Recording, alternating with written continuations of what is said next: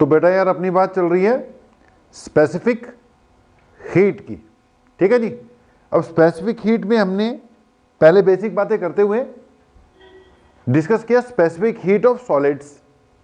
अगली बात है यार specific heat of a liquid या लिक्विड्स। फिर थोड़ा सा डिस्कस करेंगे स्पेसिफिक हीट ऑफ गैसेस, ठीक है जी। अब सॉलिड के बाद अगली बात स्पेसिफिक हीट ऑफ लिक्विड।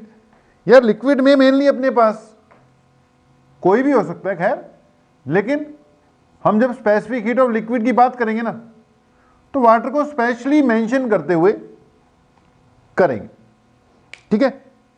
अब सॉलिड्स की स्पेसिफिक हीट तो हमने वो ड्यूलिंग एंड पेटिट लॉ के हिसाब से देखा कि लगभग सारे सॉलिड्स की स्पेसिफिक हीट कांस्टेंट ही होती है, 3R के इक्वल होती है।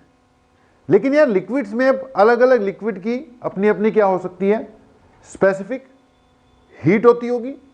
वाटर की अगर हम बात करें तो यार जितने भी लिक्विड्स है ना उनमें से सबसे ज्यादा या कह लो मोस्ट, जितने भी लिक्विड्स हैं उनमें सबसे ज्यादा स्पेसिफिक हीट किसकी होती है, वाटर की होती है सबसे ज्यादा यार, मोस्ट हाई वैल्यू।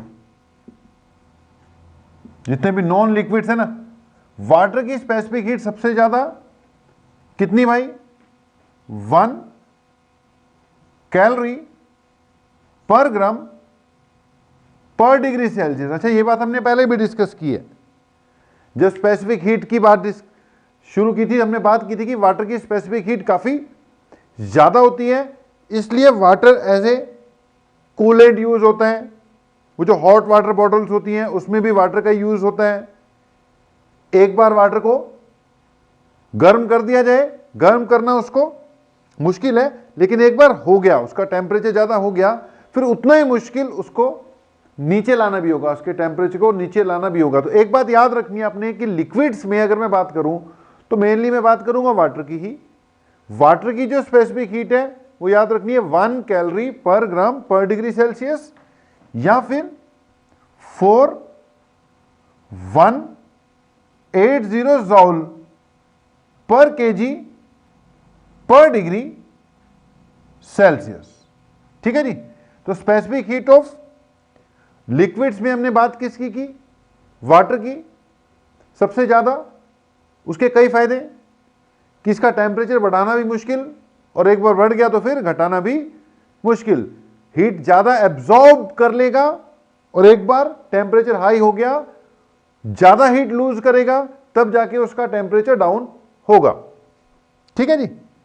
अब वाटर की स्पेसिफिक हीट बेटा ठीक है हम मान के चलते हैं 1 कैलोरी पर ग्राम पर डिग्री सेल्सियस होती है, लेकिन इसमें एक नोट करने वाली बात है, अगर बिल्कुल पूरी बात बताऊं तो आपको यह भी बोलना चाहिए 14.5 से लेकर 15.5 डिग्री सेल्सियस का अगर राइज हो रहा होगा ना, कहां से, अब ये भी वैल्यूज होती हैं भाई, एक्सपेरिमेंटली आती हैं कि 1 कैलोरी पर ग्राम पर डिग्री सेल्सियस ही मान के चलते हैं, कुछ ना दिया हो तो 1 कैलोरी पर ग्राम पर डिग्री सेल्सियस ही मानी है। लेकिन फिर भी वाटर की स्पेसिफिक हीट में थोड़ी बहुत ही वेरिएशन होती है बेटा, थोड़ी बहुत उसमें वेरिएशन वाटर की स्पेसिफिक हीट में होती है। ये जो हमने ग्राफ बना रखा है ये वाटर की स्पेसिफिक हीट की वेरिएशन ही है। जो 1 कैलोरी पर ग्राम पर डिग्री सेल्सियस है वो एक टेम्परेचर रेंज है 14.5 से 15.5 डिग्री तक। जो 1 डिग्री सेल्सियस का चेंज अगर करोगे तो एग्जैक्टली कितनी आएगी, 1 कैलोरी पर ग्राम पर डिग्री सेल्सियस आएगी। अदरवाइज ये थोड़ी बहुत वेरी कर सकती है। अब जैसे यहां पे स्पेसिफिक हीट ऑफ वाटर की वेरिएशन दे रखी है, कम टेम्परेचर्स पर इधर टेम्परेचर है, ठीक है, कम टेम्परेचर्स पर स्पेसिफिक हीट क्या है, ज्यादा है।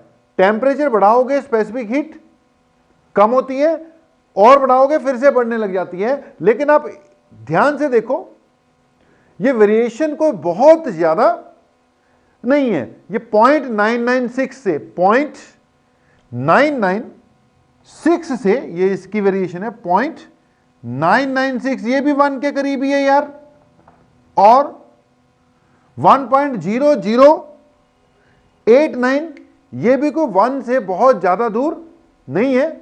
तो है ये 1 के आसपास ही।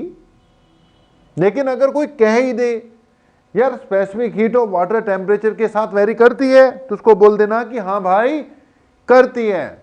कैसे करती है, तो उसको बना के दिखा देना कि हाँ भाई कुछ ऐसे करती है। ज्यादा होती है लो टेम्परेचर पर, फिर अपनी मिनिमम वैल्यू पे पहुंचती है, उसके बाद फिर से ये बढ़ जाती है। अदरवाइज आप 1 मानकर चल सकते हो बेटा, 1 कैलोरी पर ग्राम पर डिग्री सेल्सियस वाटर की स्पेसिफिक हीट याद कर लेनी है। अब देखो वाटर सॉलिड फॉर्म में भी आ जाता है, जब ये आइस था। अब आइस की स्पेसिफिक हीट, जब ये आइस है वाटर यार, जब सॉलिड स्टेट में है, तब इसकी स्पेसिफिक हीट 0.5 है। लिखा होगा हमने कि जब सॉलिड स्टेट में था यानी आइस, इसकी स्पेसिफिक हीट कितनी है 0.5 कैलोरी पर ग्राम पर डिग्री सेल्सियस। ठीक है, कितनी 0.5। जब ये आइस है ना, तब 1 ग्राम ऑफ आइस का टेम्परेचर 1 डिग्री सेल्सियस से राइज करने के लिए सिर्फ हाफ कैलोरी लगेगी। लेकिन जब ये लिक्विड स्टेट में आ गया, वाटर बन गया, तब इसकी स्पेसिफिक हीट कितनी है 1 कैलोरी है। जब ये वाटर बन गया तो तब इसकी स्पेसिफिक हीट कितनी है 1 कैलोरी पर ग्राम पर डिग्री सेल्सियस है। बात को खत्म करने जा रहे हैं।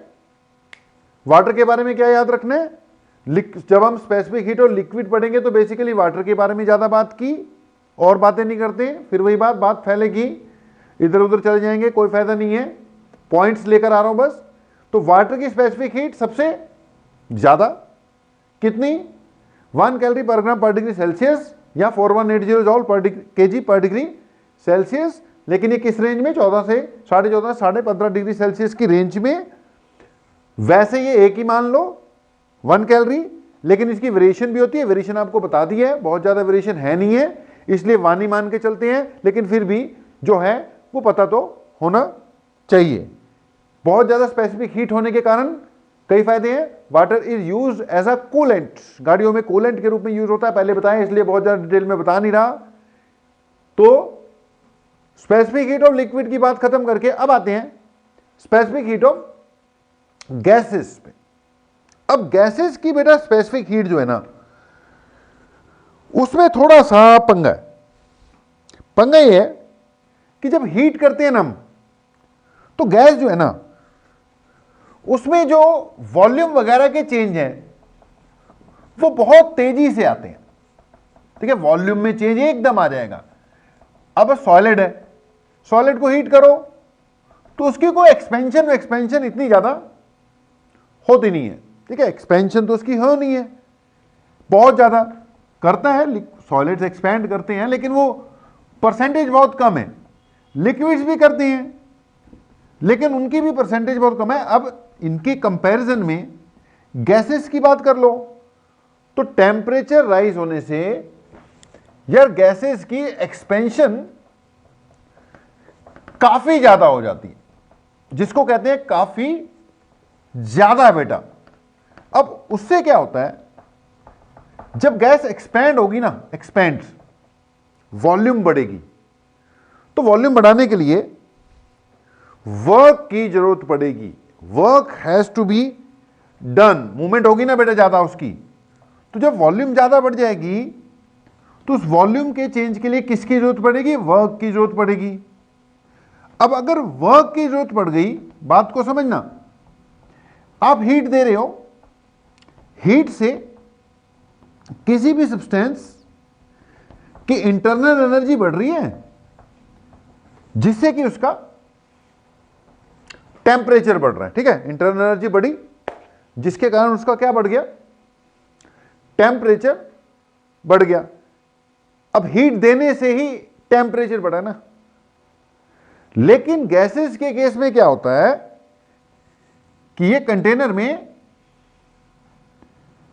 कुछ गैस है, ठीक है, ये पिस्टन विस्टन लगा रखा है, ये मूव कर सकता है। अब गैस को जब आप हीट दोगे तो एक्सपैंड हो जाएगी, पिस्टन यहां चले गया। ठीक है, इसकी वॉल्यूम में चेंज आ गया, वो काफी आ गया, एप्रिशिएबल चेंज आ गया, वॉल्यूम में चेंज आ गया। तो वॉल्यूम में चेंज लाने के लिए वर्क की जरूरत पड़ेगी। अब वर्क भी कहां से होगा? इस हीट के कारण ही होगा। मैं कहना चाहता हूं सॉलिड और लिक्विड के केस में वॉल्यूम में चेंज को खास आता नहीं है। जो तुम हीट दे रहे हो लगभग वो सारी टेम्परेचर राइज करने में ही यूज होती है। लेकिन गैसेस के केस में जो तुम हीट दे रहे हो उसका अच्छा खासा हिस्सा, large chunk of that heat is used up in increasing the volume. अब तुमने 100 जूल हीट दी, सॉलिड होता तो 100 जूल हीट दी, लगभग 100 की 100 टेम्परेचर राइज करने में लगी, टेम्परेचर राइज हो गया। लेकिन यार अगर गैस है, तुमने उसको हीट दी 100 जूल, अब 100 में से 50 जूल तो वर्क डन करने में लग गई, टेम्परेचर राइज करने में सिर्फ कितनी यूज हो पा रही है? 50। तो उससे कम टेम्परेचर राइज होगा। जब कम टेम्परेचर राइज होगा तो अगर ये सॉलिड होता तो उसके 1 डिग्री सेल्सियस को राइज करने के लिए कम हीट से काम चल जाता। गैसेस के केस में ज्यादा हीट लग जाएगी। तो कहने का मतलब गैसेस के केस में मामला थोड़ा कॉम्प्लिकेटेड हो जाता है। डाल लो वैसे heading specific heat of gases. कारण मैंने बताया कि गैसेस के केस में थोड़ा वॉल्यूम में चेंज ज्यादा हो जाते हैं, उससे वर्क डन वगैरह होने लग जाते हैं। इसलिए किसी भी पर्टिकुलर गैस की हम कोई स्पेसिफिक हीट की वैल्यू फिक्स कर नहीं रख सकते। अब लिक्विड था, लिक्विड में वाटर है, वाटर में बोल दिया यार इसकी स्पेसिफिक हीट मान लो कितनी है, 1 कैलोरी पर ग्राम पर डिग्री सेल्सियस है। सॉलिड है, कोई आइस है, आइस को बोल दिया यार मान लो इसकी स्पेसिफिक हीट कितनी है, 0.5 कैलोरी पर ग्राम पर डिग्री सेल्सियस है। गैस में ऐसा नहीं कह सकते यार, कोई भी गैस होगी उसकी जो स्पेसिफिक हीट है ना, उसकी जो स्पेसिफिक हीट है, चाहे वो ग्राम स्पेसिफिक हीट लो चाहे वो मोलर स्पेसिफिक हीट लो। गैसेस के केस में खैर मोलर स्पेसिफिक हीट की बात थोड़ी ज्यादा होती है। तो उसकी जो स्पेसिफिक हीट है यार, इसकी कोई एक फिक्स वैल्यू हम नहीं कह सकते। गैसेस के लिए जो स्पेसिफिक हीट की वैल्यू है भाई, वो कभी कभी तो ऐसा लगता है जैसे स्पेसिफिक हीट 0 ही हो गई, कभी कभी ऐसा लगता है कि स्पेसिफिक हीट इंफिनिटी हो गई, कभी लगता है कि 0 हो गई, कभी लगता है स्पेसिफिक हीट इनफाइनाइट हो गई है, इंफिनिटी स्पेसिफिक हीट हो गई। तो यार मैं कहना चाहता हूं कि किसी भी गैस की स्पेसिफिक हीट 0 से लेके इंफिनिटी कुछ भी हो सकती है। वो डिपेंड करता है कि अब आपने गैस को हीट किस कंडीशन में किया है, क्योंकि गैसेस को जब हीट देते हैं उसकी कई कंडीशन बनती हैं। थर्मोडायनेमिक्स अगर केमिस्ट्री में पढ़ी हो तो उसमें आता है कि जी आपने किसी गैस वगैरह को आइसोथर्मली हीट प्रोवाइड कर दिया। आइसोथर्मल मतलब टेम्परेचर नहीं राइज होने दिया, आइसोथर्मल प्रोसेस, या एडियाबैटिकली कर दी, या आइसोबारिक प्रोसेस होता है एक। तो कई सिचुएशन आ सकती हैं। बस तुमने क्या याद रखना है यार, गैस की कोई स्पेसिफिक हीट होती है जो वो 0 से लेके इंफिनिटी कुछ भी हो सकती है, 0 से लेकर इंफिनिटी कुछ भी हो सकती है मेरे भाई, यहां तक कि वो नेगेटिव भी हो सकती है। कल को कोई पूछ ले क्या स्पेसिफिक हीट नेगेटिव होती है, तो भैया गैसेस के केस में बोल देना बिल्कुल होती है। तो क्या याद करने के लिए बोला? Specific heat of gas, molar specific heat हो या ग्राम स्पेसिफिक, वो 0 से लेके इंफिनिटी कुछ भी हो सकती है, नेगेटिव भी हो सकती है। एग्जांपल लेके बता देता हूं, कोई भी एक गैस ले लो, ये किसी कंटेनर में है, हमने इसको आइसोथर्मली हीट किया। कैसे हीट किया? आइसोथर्मली। आइसोथर्मली, मान लो जो प्रोसेस हो रहा है वो कैसा है, आइसोथर्मल प्रोसेस, तो इसको आइसोथर्मली हीट किया। अब तुम्हें पता होना चाहिए आइसोथर्मल का मतलब होता है चेंज इन टेम्परेचर नहीं होगा, यानी आइसोथर्मल का मतलब है टेम्परेचर कांस्टेंट होना चाहिए। अब जो स्पेसिफिक हीट होती है उसके लिए हम फार्मूला यूज करते हैं Q equal to MC delta T, या अगर गैस है नंबर ऑफ मोल्स वाला ले तो Q equal to NC delta T, N number of moles हो गए, C मोलर स्पेसिफिक हीट हो गई। अब यहां से बेटा यार N इक्वल टू क्या हो जाएगा, Q divided by C delta T, N लिया, सॉरी C निकालना था ना, क्या निकालना था, स्पेसिफिक हीट। तो भाई स्पेसिफिक हीट क्या हुई, Q divided by N delta T. अब अगर तो आप हीट दिए जा रहे हो लेकिन उसने कंडीशन क्या लगा रखी है, आइसोथर्मल। आइसोथर्मल का मतलब टेम्परेचर चेंज ही नहीं हो रहा। अब जब टेम्परेचर चेंज नहीं हो रहा तो स्पेसिफिक हीट बाय Q के नीचे डेल्टा टी तो जीरो है, नीचे जीरो आ गया, नीचे जीरो आ गया तो इन्फिनिटी आ गया। तो भाई स्पेसिफिक हीट कितनी आ गई, इन्फिनिटी आ गई। इन्फिनिटी मतलब स्पेसिफिक हीट बहुत ज्यादा आ गई, टेम्परेचर तो बढ़ ही नहीं रहा। तुम हीट दिए जा रहे हो, दिए जा रहे हो, जितनी मर्जी दे दे, कंडीशन क्या लगा रखी है, टेम्परेचर कांस्टेंट। तो स्पेसिफिक हीट कितनी आएगी, इन्फिनाइट हीट लगेगी 1 डिग्री सेल्सियस का राइज करने के लिए।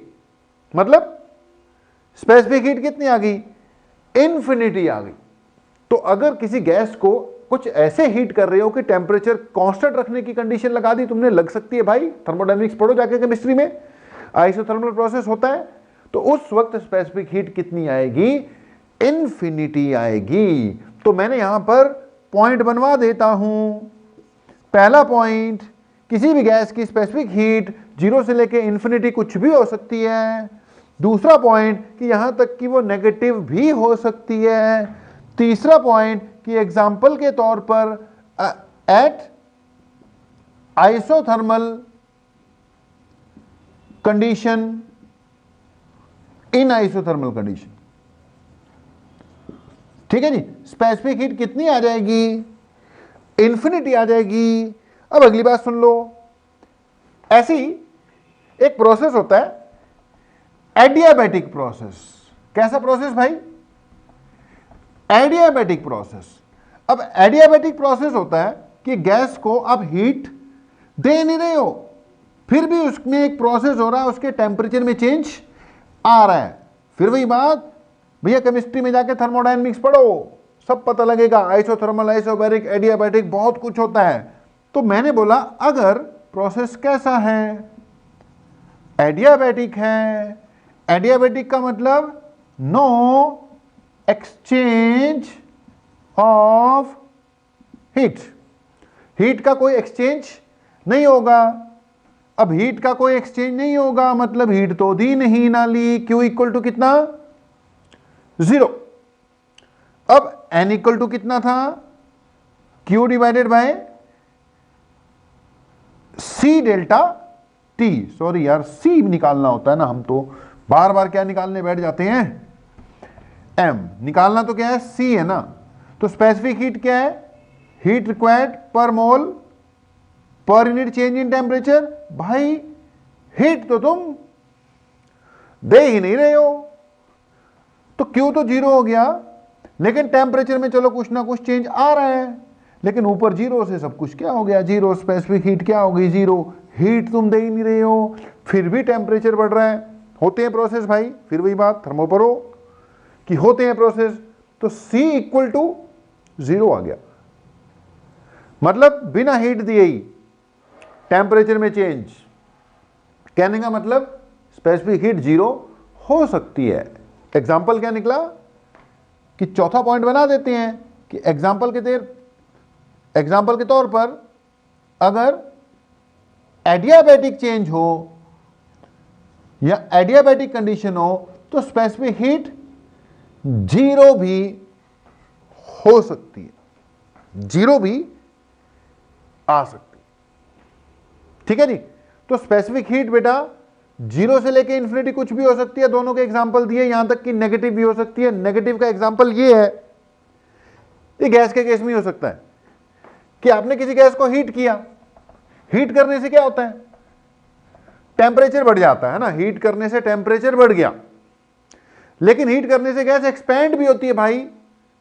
अच्छा, जब गैस एक्सपैंड होती है तो टेम्परेचर डाउन होता है, हीट देने से टेम्परेचर बढ़ता है, सबको पता है, हीट एब्सॉर्ब करेगा टेम्परेचर बढ़ जाएगा। लेकिन यार गैस को हीट करो, गैस को, तो वो एक्सपैंड भी होती है। अच्छा, गैसेस जब एक्सपैंड होती हैं तो उनका टेम्परेचर डाउन होता है। भैया कभी कभी स्थिति ऐसी पैदा हो सकती है कि आपने गैस को हीट किया, हीट करने से उसका टेम्परेचर बढ़ा, लेकिन वो एक्सपैंड होगी, एक्सपैंड करने से टेम्परेचर कम हुआ और वो ज्यादा कम हो गया। ज्यादा कम हो गया मतलब हीट करने से टेम्परेचर बढ़ा था, लेकिन साथ के साथ एक्सपेंशन होगी, एक्सपैंड करने से टेम्परेचर डाउन आ गया और डाउन ज्यादा आ गया। कहने का मतलब नेट टेम्परेचर क्या हो जाएगा, डाउन आ जाएगा। दैट मीन्स तुमने तो हीट प्रोवाइड की कि हीट तुमने दी, ओवरऑल टेम्परेचर में चेंज नेगेटिव आ गया, यानी टेम्परेचर फॉल कर गया। अब ऐसे में स्पेसिफिक हीट क्या थी, Q divided by N delta T थी। अब तुमने तो हीट दी, हीट देना पॉजिटिव होता है भाई, हीट लेना नेगेटिव। अगर कोई सब्सटेंस हीट गेन करता है तो पॉजिटिव माना जाता है, साइन पॉजिटिव आता है। अगर कोई लूज करता है, रिलीज करता है, तो नेगेटिव आता है। तो तुमने तो हीट दी है, लेकिन टेम्परेचर तो ओवरऑल डाउन आ गया, मतलब चेंज इन टेम्परेचर नेगेटिव आ गया। भैया ऊपर पॉजिटिव नीचे नेगेटिव, तो ओवरऑल आएगा तो सही कुछ आंसर, लेकिन वो नेगेटिव आ जाएगा। यानी कि स्पेसिफिक हीट गैसेस के केस में नेगेटिव भी हो सकती है। ये 5वां पॉइंट बना लो कि जी हीट दी गई है, चेंज नेगेटिव हो गया, क्यों, क्योंकि एक्सपैंड ज्यादा हो गई, उससे टेम्परेचर ज्यादा डाउन आ गया, जितना बढ़ा नहीं उतना कम हो गया, ओवरऑल स्पेसिफिक हीट नेगेटिव आ गई। तो एक गैसेस के लिए स्पेसिफिक हीट कोई फिक्स नहीं है, ये पॉइंट याद रखना। तो स्पेसिफिक हीट में मेरे भाई बात इतनी करते हैं, हमने स्पेसिफिक हीट स्टार्ट कराया, उसके बारे में कुछ बताया, फार्मूला बताया, यूनिट बताई, उसके बाद स्पेसिफिक हीट ऑफ सॉलिड्स की बात की, फिर उसके बाद लिक्विड्स की बात की, उसके बाद गैसेस की बात कर ली।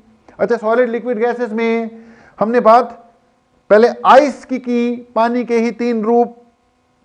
आइस जब थी स्पेसिफिक हीट 0.5 थी, जब ये वाटर था स्पेसिफिक हीट पूरी 1 थी कैलोरी पर ग्राम पर डिग्री सेल्सियस में। अब जब ये गैसेस की बात हो रही है तो उसमें भी तो वाटर की तो तीसरी स्टेट भी है, गैस भी है, उसमें इसको स्टीम कहते हैं। तो अगला पॉइंट ये बना लो कि भैया स्टीम की जो स्पेसिफिक हीट होती है वो यार आपने याद रखनी है 0.47 कैलोरी पर ग्राम पर डिग्री सेल्सियस। तो ये मेरे पॉइंट थे, साथ में क्या जोड़ दिया, स्टीम की स्पेसिफिक हीट, वो भी याद कर लो। तो स्पेसिफिक हीट के बारे में इतना ही है।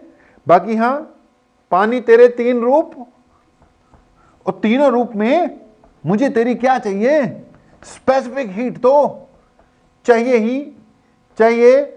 तो पानी का पहला रूप आइस, दूसरा रूप पानी, तीसरा स्टीम। जब आइस थी इसकी स्पेसिफिक हीट है 0.5, वाटर की पूरी 1, स्टीम की 0.47, और यूनिट क्या, कैलोरी पर ग्राम पर डिग्री सेल्सियस। तो यहां तक भैया नोट करो, लेक्चर सारे तुम्हारे कंटिन्यूटी में ही चल रहे हैं। अगली बात हम करने जा रहे हैं फेस चेंज। क्या जी, फेस का चेंज कैसे होता है, तो इसको नोट करो, बाकी देखते हैं आगे क्या चलेगा। हाँ जी बेटा यार, तो अपनी अगली बात चेंज ऑफ फेस। कई बातें हैं यार, अब ये लंबा चलने वाला है, अभी ये खेल लंबा चलने वाला है बेटा थर्मल प्रॉपर्टीज का, ठीक है। हम भी बीच में घुस के यार डिटेल में बता रहे हैं, सारी चीजें बहुत काम आने वाली हैं। तो स्टार्टिंग की बातें कुछ और थी यार, टेम्परेचर, फिर उसके बाद टेम्परेचर मेजरमेंट, ठीक है। उसके बाद फिर कंसेप्ट किसके आगे, ये जो स्पेसिफिक हीट वगैरह, इनकी बातें चल पड़ी। अब अगली बात है यार फेज चेंज, एक टर्म आएगी यहां पर लेटेंट हीट, उसको भी डिस्कस करेंगे, बड़ी इंपॉर्टेंट बात है। पहले बात को समझो कि फेज क्या है। फेज आप समझ सकते हो कि जैसे होता है ना सॉलिड, लिक्विड और गैसियस फेज, हम उसी फेज की बात कर रहे हैं। कोई भी सब्सटेंस है वो 3 फेजेस में एग्जिस्ट कर सकता है, सॉलिड में, लिक्विड में या गैस में। अब वाटर की बात हम करते होते हैं, वही बात कि पानी तेरे 3 रूप, कौन कौन सा, आइस, वाटर और स्टीम, ठीक है। वाटर के एग्जांपल के हिसाब से चलते हैं। अब अगर मैं वाटर की बात करूं यार, तो ये सॉलिड में भी कन्वर्ट हो जाता है, लिक्विड में भी, सॉलिड से लिक्विड, लिक्विड से गैस भी बन जाता है। तो ध्यान से सुनना पॉइंट को, पॉइंट हमने ये समझाना है कि जब कोई भी लिक्विड, कोई भी सब्सटेंस सॉलिड स्टेट में है तो उसके जो मॉलिक्यूल्स के बीच की दूरी है ना, वो बहुत कम है। यानी मॉलिक्यूल्स के पास इंडिविजुअली अगर देखें तो एनर्जी बहुत कम है।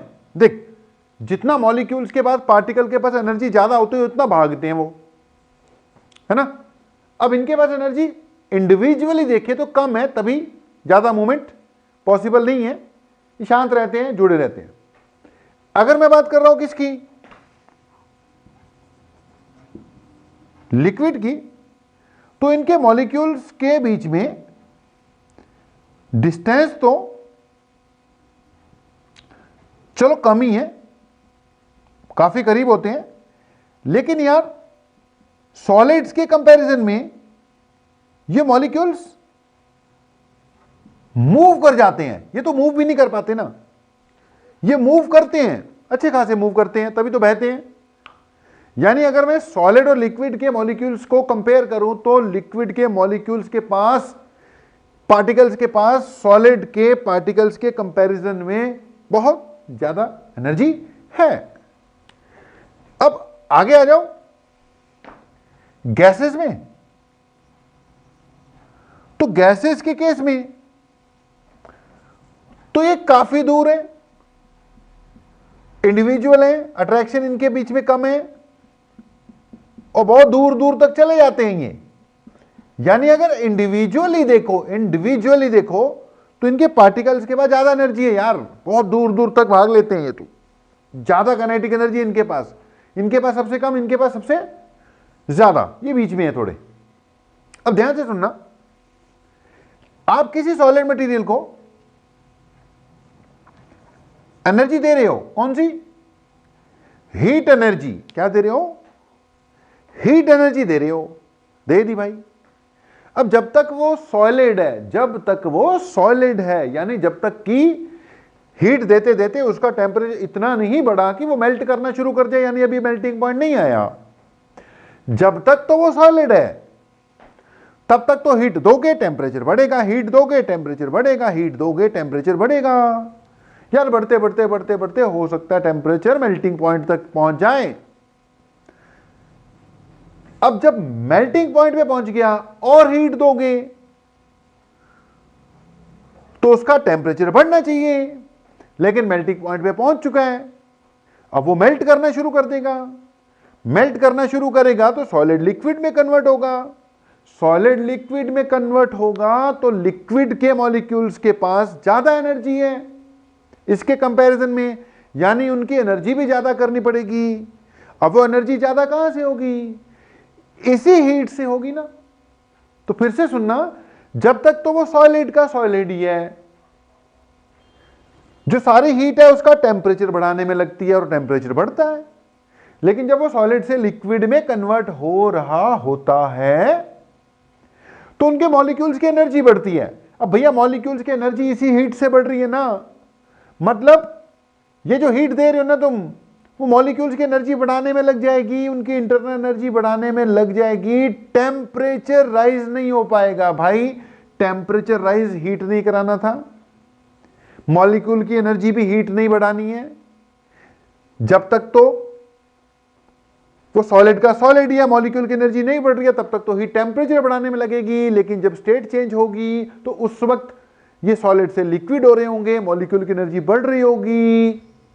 तो कहां से बढ़ रही होगी? हीट से बढ़ रही होगी। कहने का मतलब जो तुम हीट दे रहे हो वो सारी की सारी मॉलिक्यूल्स की एनर्जी बढ़ाने में लग जाएगी, टेम्परेचर राइज नहीं होगा। जब तक ये सॉलिड लिक्विड में कन्वर्ट नहीं हो जाता, तुमने हीट दी, थोड़ा सा सॉलिड लिक्विड में कन्वर्ट हो गया, टेम्परेचर राइज नहीं होगा।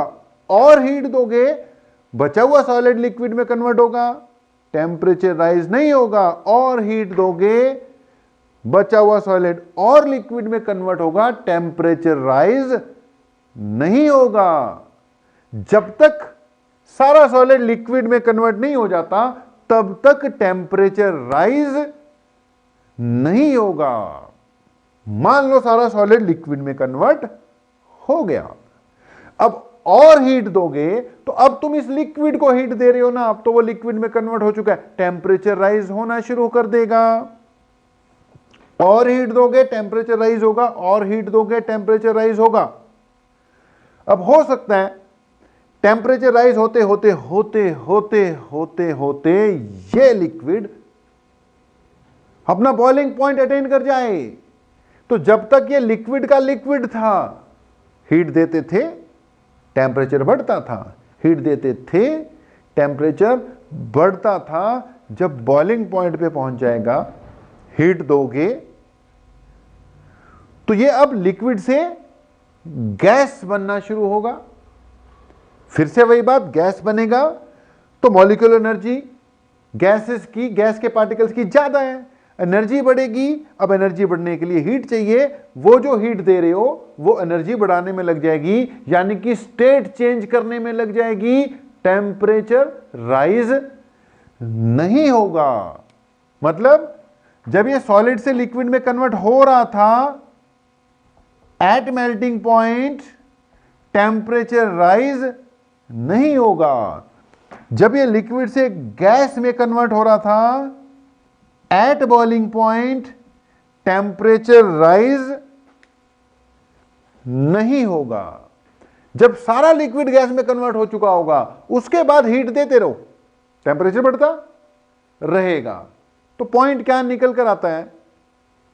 जब कोई भी लिक्विड, कोई भी सॉलिड मेल्टिंग पॉइंट अटेन कर जाता है और अपनी स्टेट चेंज कर रहा होता है, उस वक्त टेम्परेचर क्या रहता है?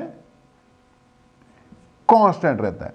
जब कोई भी लिक्विड बॉइलिंग पॉइंट अटेन कर जाता है और स्टेट चेंज कर रहा होता है, उस वक्त टेम्परेचर कांस्टेंट रहता है। हीट तो देनी पड़ती है, वो सारी की सारी हीट स्टेट चेंज करने में लग जाती है, टेम्परेचर नहीं चेंज होता। हीट तो देनी पड़ती है, लेकिन वो सारी की सारी हीट स्टेट चेंज करने में लग जाती है, टेम्परेचर राइज नहीं होता।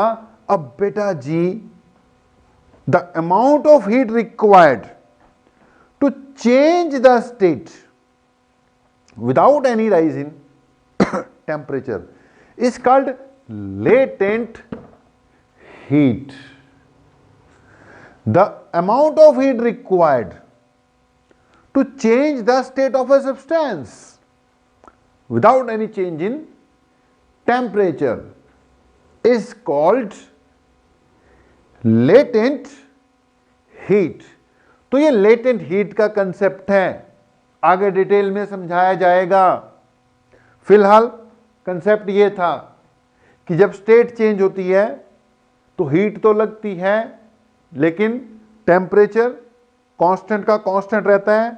अब कितनी हीट लगेगी डिपेंड करता है वो सब्सटेंस कितना है और वो सब्सटेंस कौन सा है, वो सब्सटेंस कितना है और वो सब्सटेंस कौन सा है। अगर मैं ये जो सॉलिड था, बात किसकी करता हूं, वाटर के ही।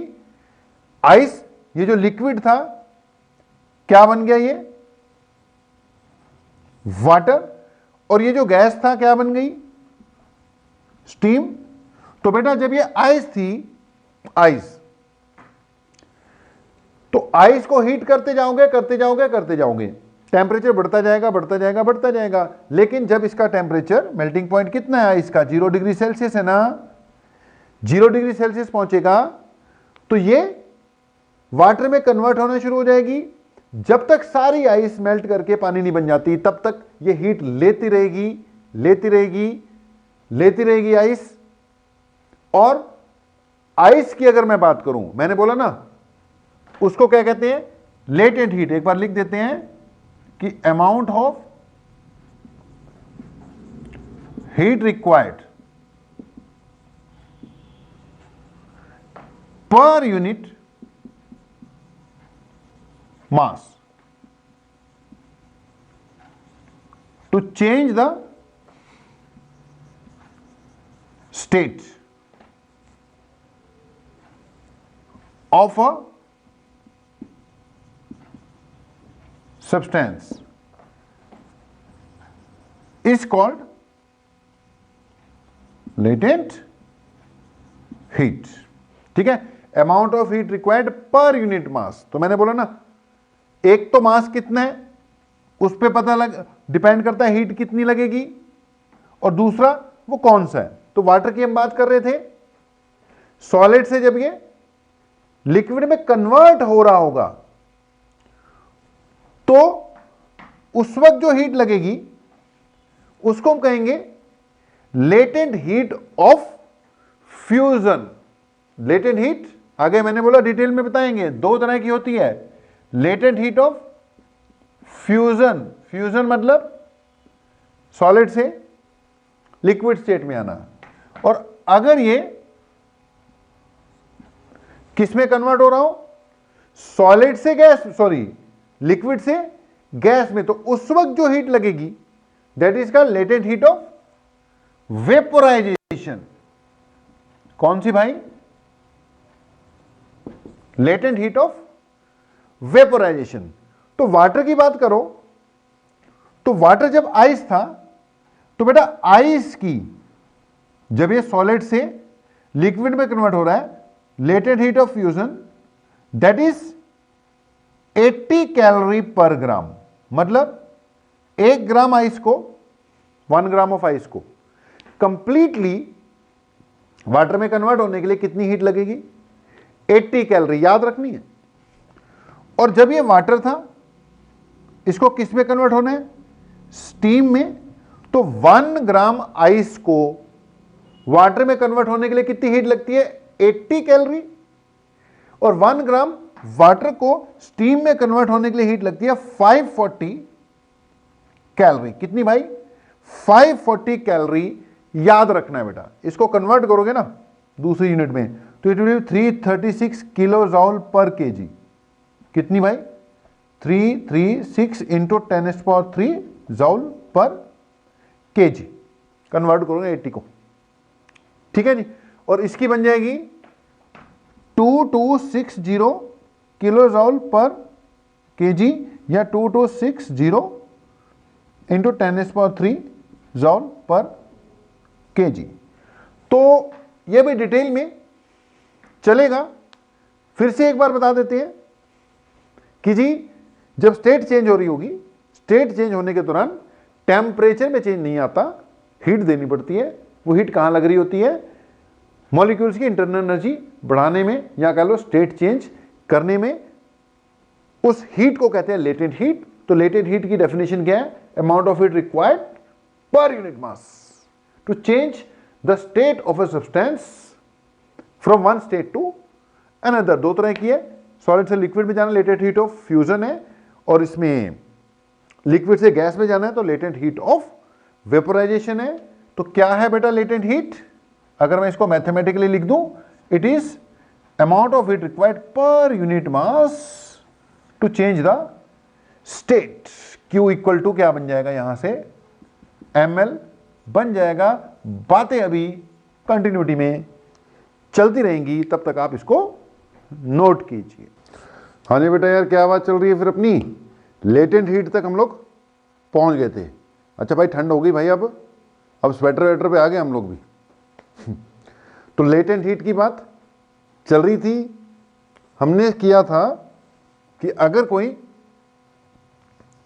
बेटा सॉलिड ऑब्जेक्ट है,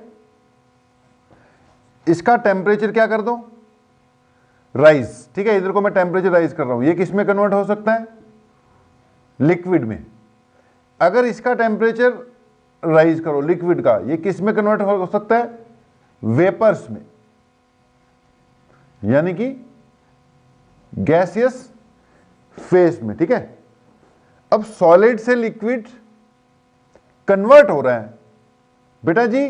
जब ये सॉलिड से लिक्विड कन्वर्ट हो रहा होगा, सॉलिड से लिक्विड कन्वर्ट हो रहा होगा, उस दौरान हीट तो देनी पड़ेगी, लेकिन टेम्परेचर क्या रहेगा, कांस्टेंट।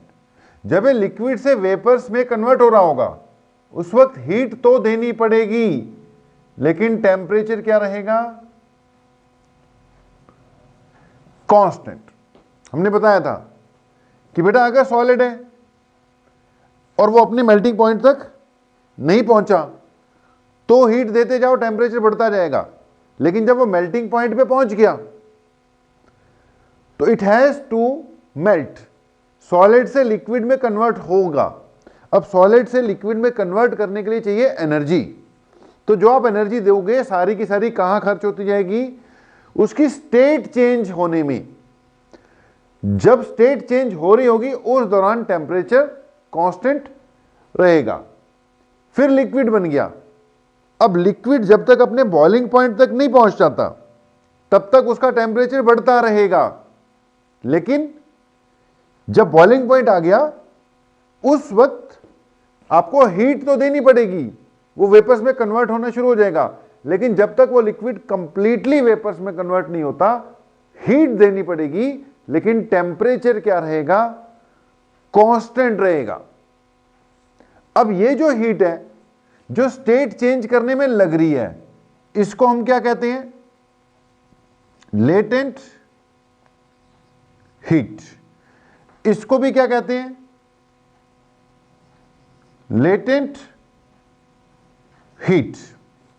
ठीक है जी, जो सॉलिड से लिक्विड कन्वर्ट होने में लगती है, दैट इज का लेटेंट हीट ऑफ फ्यूजन। और जो लिक्विड से वेपर्स में कन्वर्ट होने में लगेगी, दैट इज का लेटेंट हीट ऑफ वेपोराइजेशन। ठीक है जी, अब यहां पर एक बार लेटेंट हीट का कंसेप्ट तो आ ही गया। लेटेंट हीट को एक बार डिफाइन करेंगे, उसके बाद फिर थोड़ा सा क्लियर करने के लिए एक दो एग्जांपल से एक्सप्लेन कर देंगे। तो बेटा लेटेंट हीट की पहले तो डेफिनेशन ही लिख लो, बहुत देर हो गई इसको खींचते हुए, कंसेप्ट को खींचते हुए, कि लेटेंट हीट की डेफिनेशन लिखना, latent heat is defined as the amount of heat required. It is the amount of heat required per unit mass. It is the amount of heat required per unit mass to change the state of a substance without any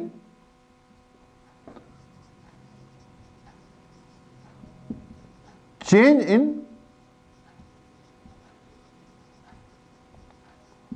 temperature. ठीक है जी, कि पर unit मास जितनी heat लगेगी, that is called latent heat. Heat को तो Q से denote करते हैं, ओके। इसका फार्मूला क्या बन जाएगा, m इंटू एल।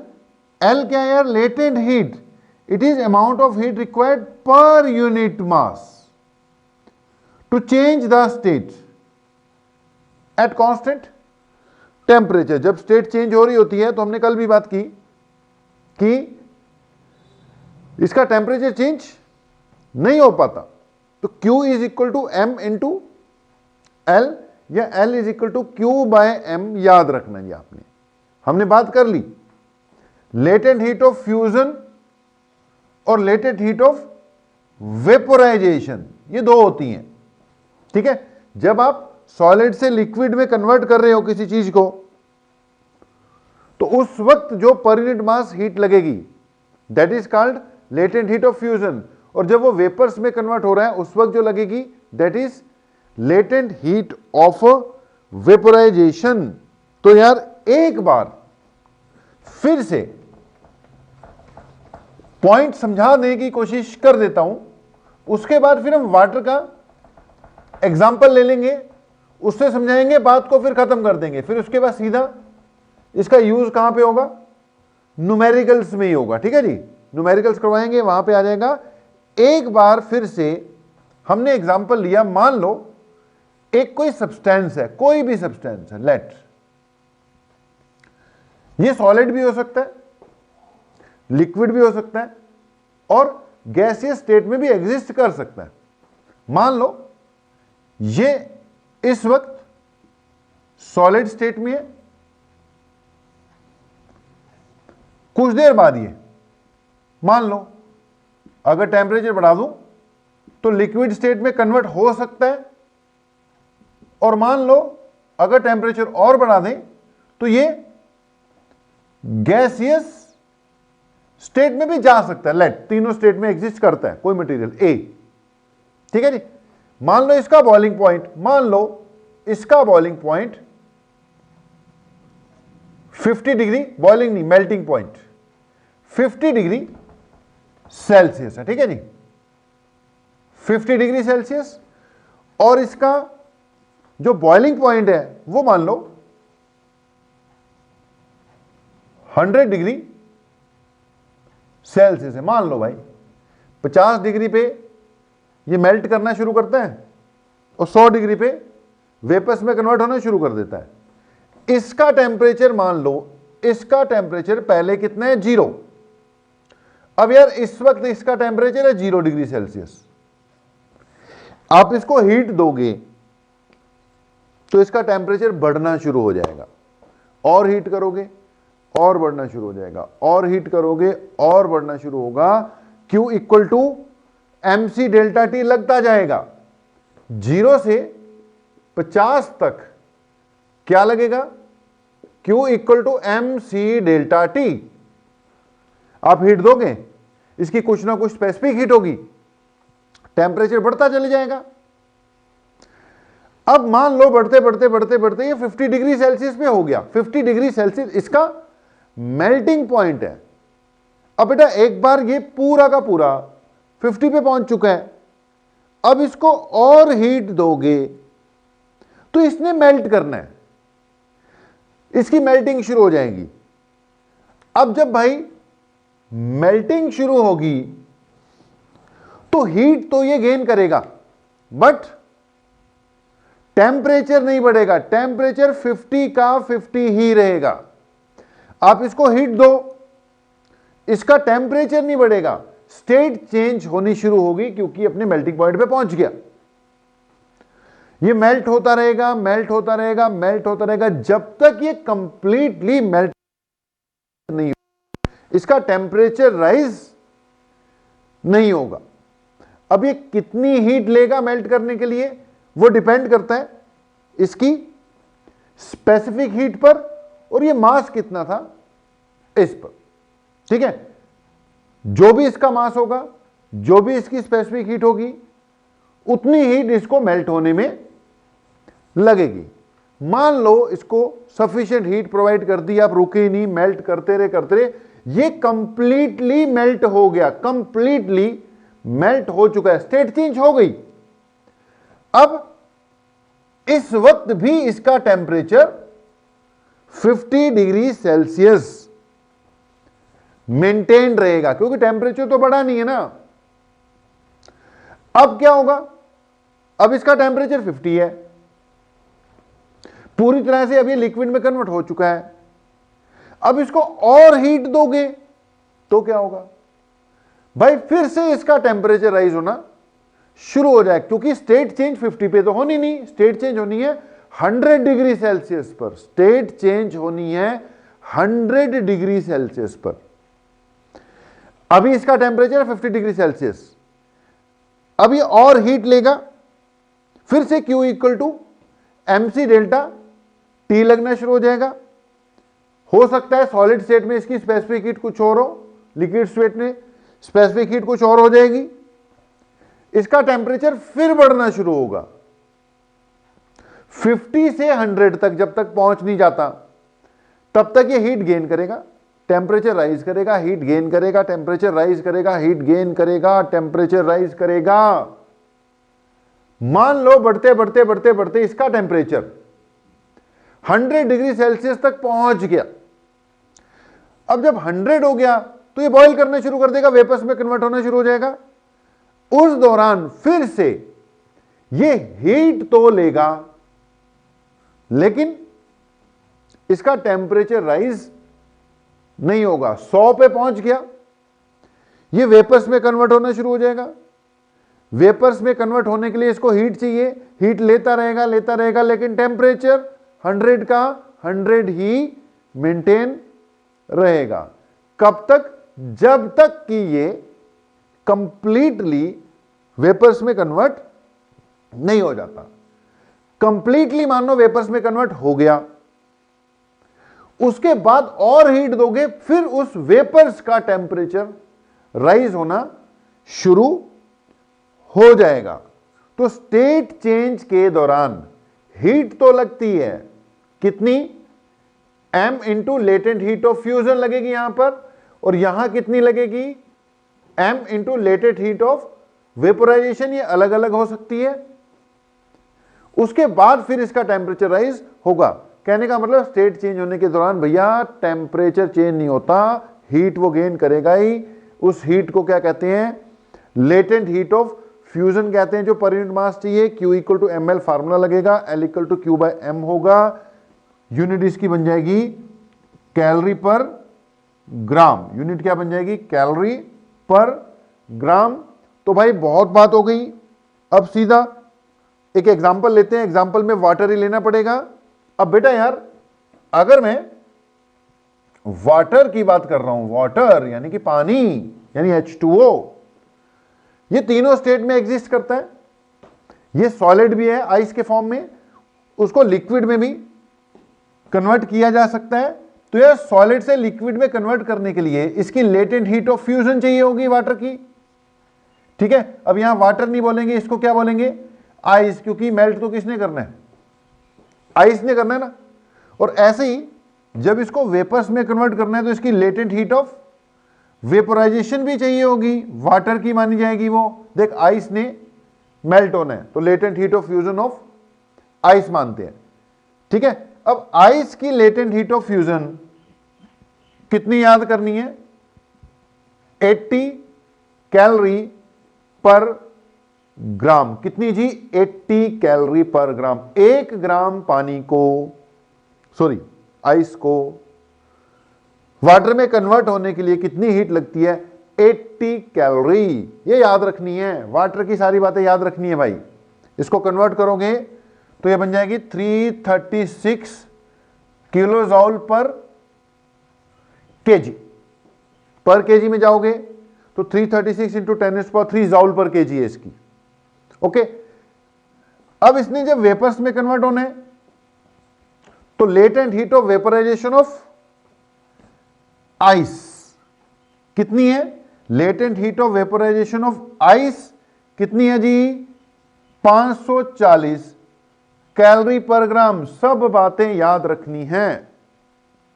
इसको कन्वर्ट करोगे तो बन जाएगी 2260 किलो जॉल पर केजी।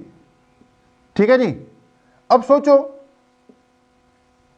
इसमें और इसमें इतना फर्क क्यों है? ये 80 है, ये कितने 540 है। भाई कारण ये है कि जब इसने सॉलिड स्टेट से लिक्विड स्टेट में जाना है तो मॉलिक्यूल्स को एनर्जी मिल रही है। अब मॉलिक्यूल्स फ्री हो रहे हैं मूव करने के लिए, लिक्विड के मॉलिक्यूल फ्री होते हैं ना, लेकिन इतने भी नहीं फ्री हो रहे कि बहुत दूर दूर चले जाएं। तो एनर्जी तो मॉलिक्यूल्स की बढ़ती है लेकिन बहुत ज्यादा नहीं, तो पर ग्राम 80 कैलोरी से काम चल जाता है।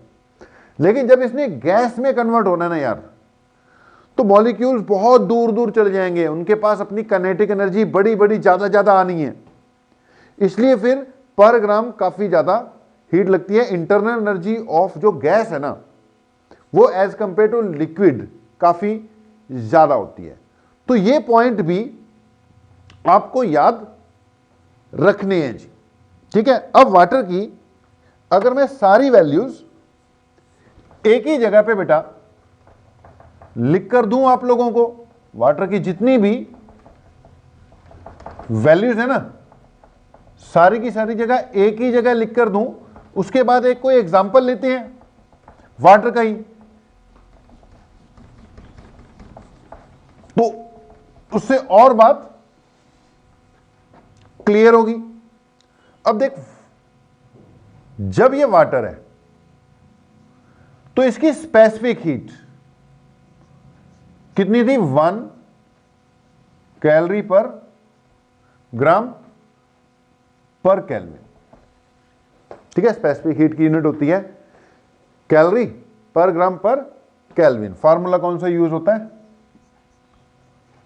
mc डेल्टा टी वाला, ठीक है जी। अगर ये आइस है, आइस, तो इसकी स्पेसिफिक हीट कितनी बताई थी? 0.5 calorie per gram per kelvin. Formula यही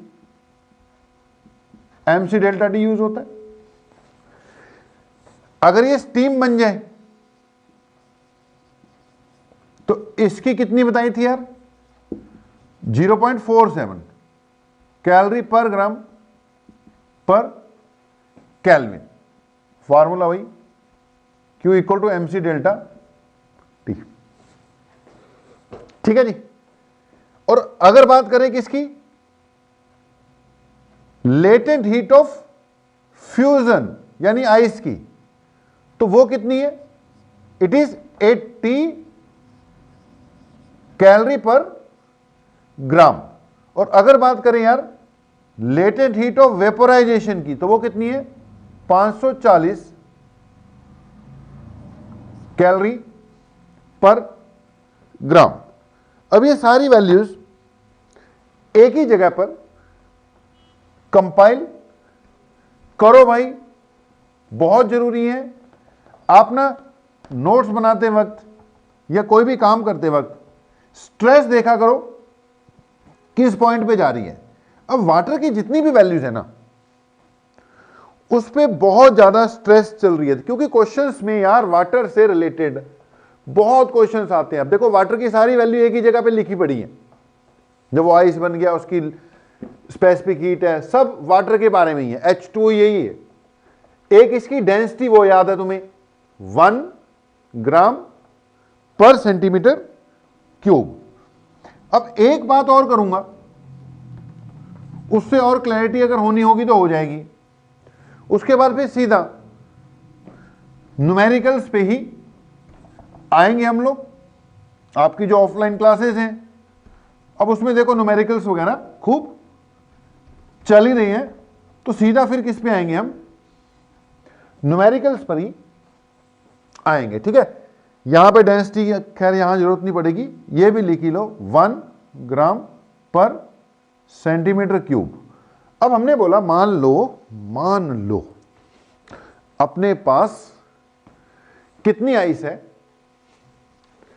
मान लो 1 ग्राम ही आइस है, पूरी 1 ग्राम है, ठीक है। आइस है, हमने इसको स्टीम में कन्वर्ट करना है 1 ग्राम आइस को। देखते हैं कितनी हीट लगेगी। मान लो इसका टेम्परेचर -10 डिग्री सेल्सियस है, कितना भाई? -10। और हमने फाइनली इसको स्टीम में कन्वर्ट करना है, जिसका की टेम्परेचर फाइनली स्टीम में कन्वर्ट करना है 110 डिग्री सेल्सियस तक पहुंचाना है इसको, है ना। 100 पे बॉईल करेगा, हमने 110 तक पहुंचाना है। 1 ग्राम है। अब सोच भाई, 1 ग्राम आइस है, -10 डिग्री सेल्सियस पे है।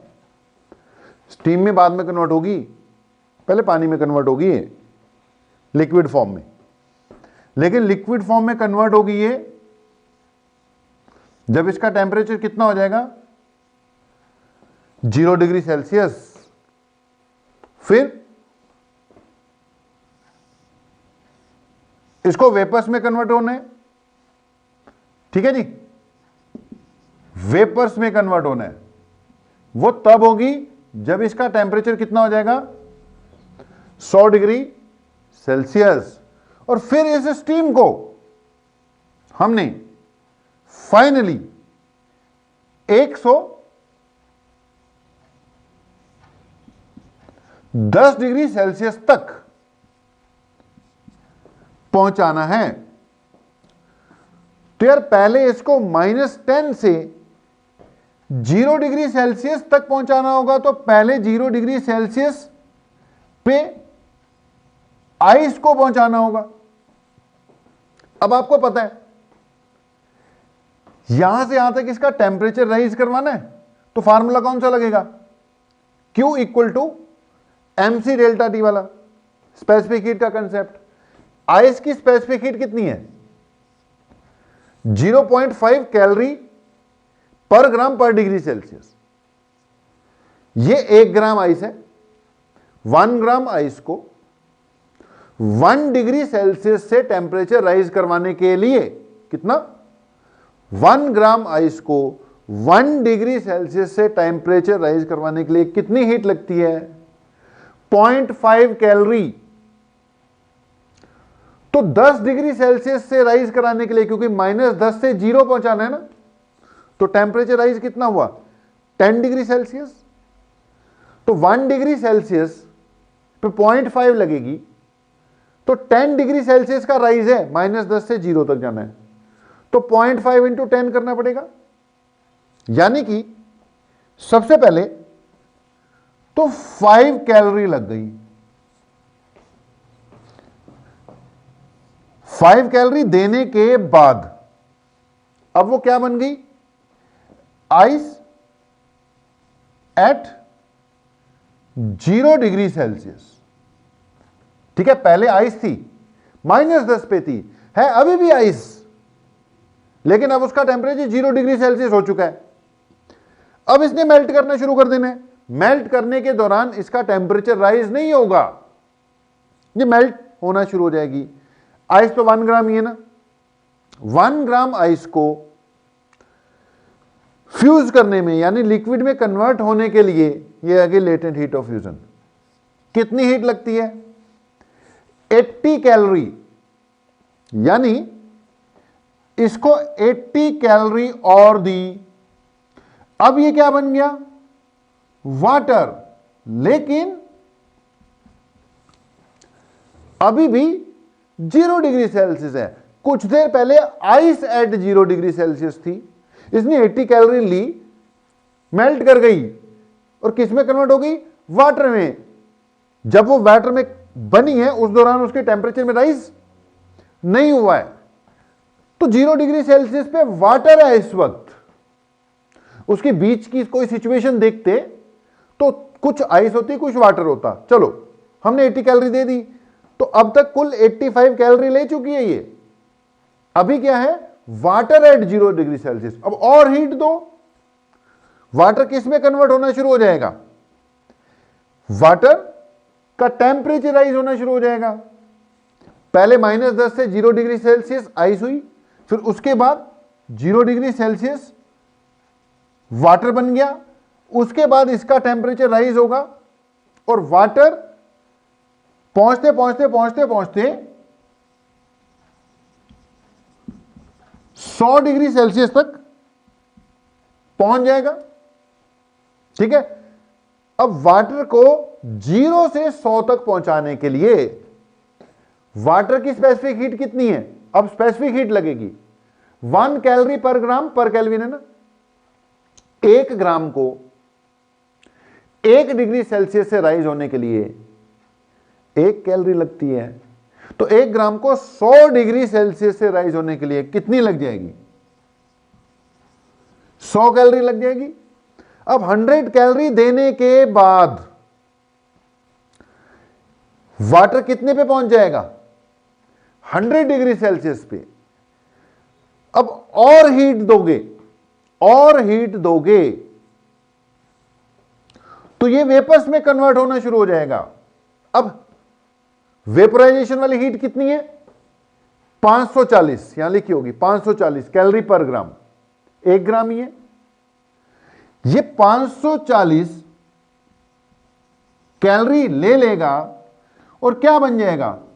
स्टीम। लेकिन टेम्परेचर अभी राइज नहीं हुआ है। टेम्परेचर अभी भी 100 डिग्री सेल्सियस है, लेकिन अब स्टीम है 100 डिग्री सेल्सियस पर। अब उसके बाद और हीट दोगे तो स्टीम का टेम्परेचर चेंज होना शुरू हो जाएगा। यह कहां तक पहुंचेगा? 110 तक। फिर लगेगा स्टीम की स्पेसिफिक हीट का कंसेप्ट। 1 ग्राम को 1 डिग्री सेल्सियस से राइज करने के लिए कितनी लगती है? 0.47। तो 1 ग्राम को 10 डिग्री सेल्सियस से रेज करने के लिए कितनी लगी? 10 से मल्टीप्लाई कर दे 4.7, फिर 4.7 कैलोरी दे दी। अब स्टीम 110 डिग्री सेल्सियस तक पहुंच गई भाई। तो यार हिसाब लगा लो कि 1 ग्राम ऑफ आइस थी अपने पास -10 डिग्री सेल्सियस पे, इसको स्टीम में कन्वर्ट कर दिया मैंने, 110 डिग्री सेल्सियस तक लेके जाना था। तो अब ये जो भी टोटल आया भाई, ये क्या आ जाएगा कि टोटल हीट रिक्वायर्ड, ठीक है, कितना बन जाएगा ये? 85, 185, ठीक है, 180, 185 प्लस 544, 540 में 4 जोड़ दिए, 544, 5 4 9, 8 4 12, 6 और 1 7.7। दैट मीन्स टोटल कितनी हीट लगेगी? 729.7 कैलोरी ऑफ हीट लगेगी अगर आप 1 ग्राम आइस को -10 से 110 तक लेके जाते।